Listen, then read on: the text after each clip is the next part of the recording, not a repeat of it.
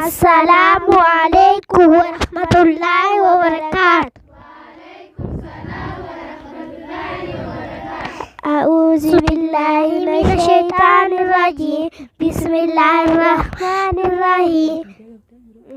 Kerang koi mali poche mali fote taltitoti humandane ifumati humandane bari fifi tubatu male himbusu himin timali pocha javim aranati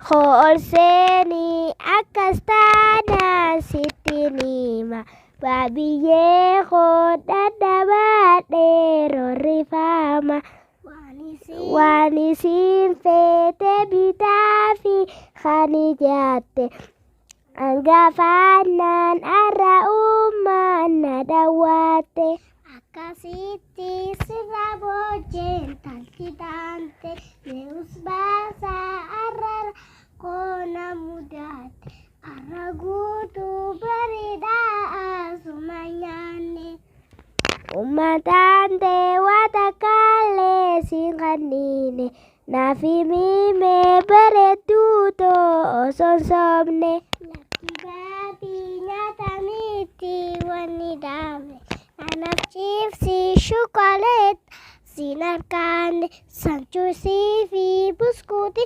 mangombitan buskutau gosaram kofanyane ya babito babiti ya dagaiwansa antara binjibun sivi madagesa wabalai sungkenanak unsung kisasa danggamale bilash basura piarsa wa nama umma isa gote kofa farsa hansano malta hegare malifoya himboini khodiat kamakija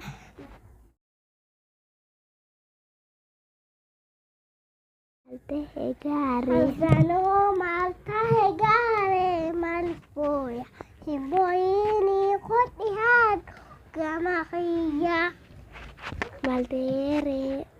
maltere malifoya ilmiqija hohimatu sivingut himija Hogayuma stabachuna dowitani Ramadana shanti dafi khubadani tabahuba berenyani Kaisa fike walingaha anjanani Nadagwite tauchira umumani Hintabane adisila watakali Nafimime dupintan Navingale navimime dupintan Navingale Khubako vantabade bari amale Khoko adu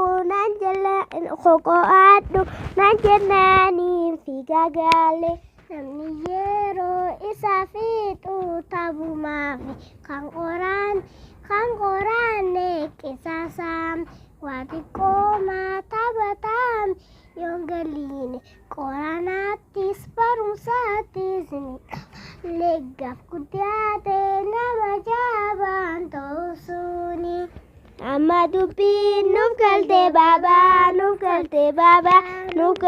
baba Isinira jalane jira Akanuma tupi nufkalcha sobanu diba Amadupi nufkalte baba Isinira jalane jira Akanuma tupi nufkalcha sobanu diba Assalamualaikum warahmatullahi wabarakatuh. Masya Allah. Takbir. Takbir.